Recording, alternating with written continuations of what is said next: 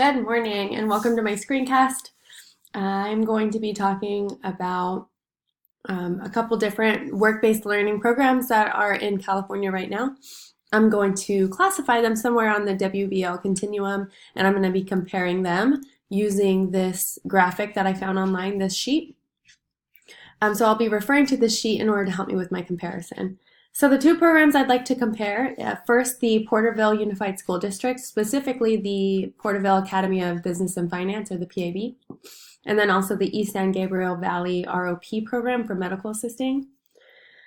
So first, the ROP program, the medical assisting program, by nature ROPs are immersive.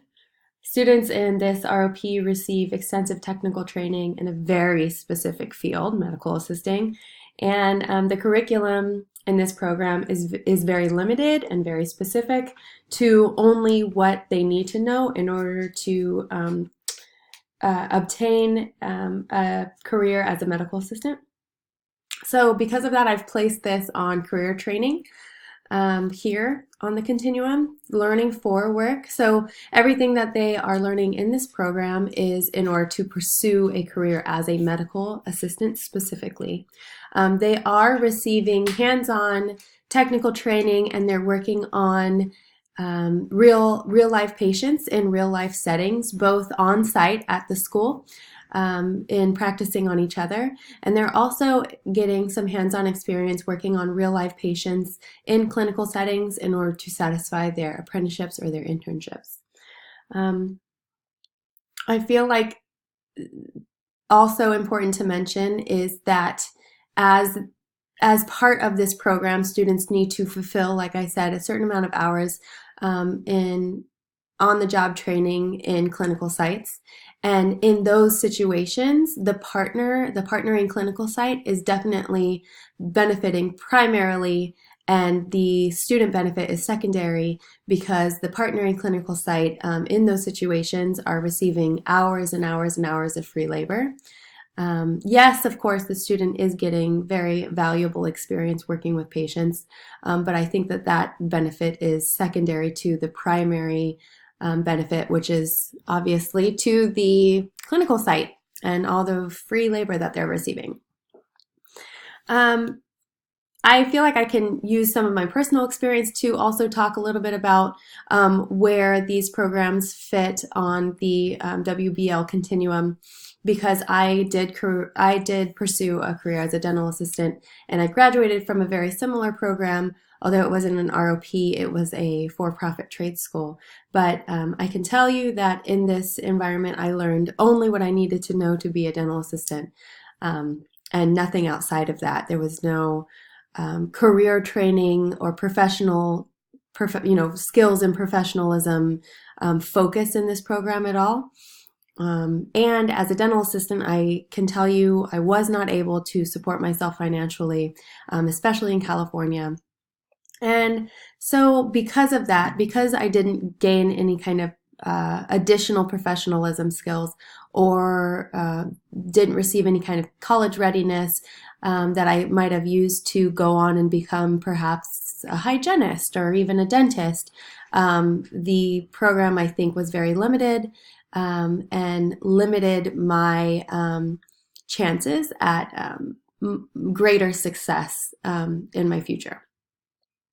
And it would be my guess that these students that are in this program at ROP, this medical assisting program, are probably leaving this program with similar experiences and similar limited skills. In comparison, I'm also going to be talking about, like I said, the PAB. The PAB I'm fitting on the continuum under career exploration and career preparation.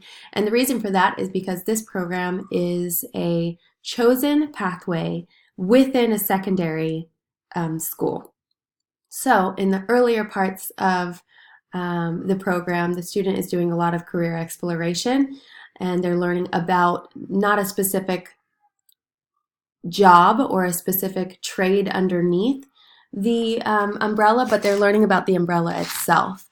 And so there is a lot of job shadowing, perhaps a lot of guest speakers, and all that they're learning is through the business and finance lens. They're also receiving a well-balanced curriculum that also focuses on academics, and I would imagine college readiness as well.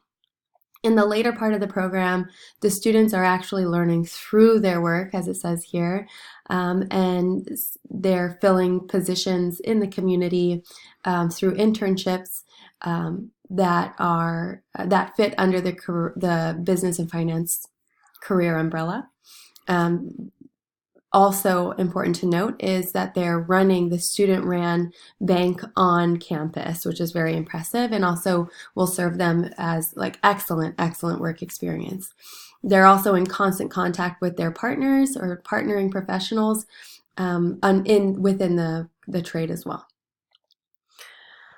I feel like PAB is doing an excellent job at kind of walking that fine line between WBL and CTE. And the skills that the students are learning in this program is not just serving them to be bankers, we'll say, but also they're giving students a chance to make an informed decision about a career choice that falls under business and finance. So it's a lot more broad. And also they're provided with the academics that will serve them to be successful in college settings if they were to pursue that as opposed to a job right out of high school. So I feel like going back to the prompt for the screencast, actually PAB is doing an excellent job. And if anything, I feel like the ROP program could benefit by implementing some of the practices and principles of the PAB into their program, namely kind of broadening their curriculum to include academics and maybe the development of professionalism or professional skills outside of medical assisting that could serve them to eventually be successful in careers beyond medical assisting. So thank you for listening, and that's it.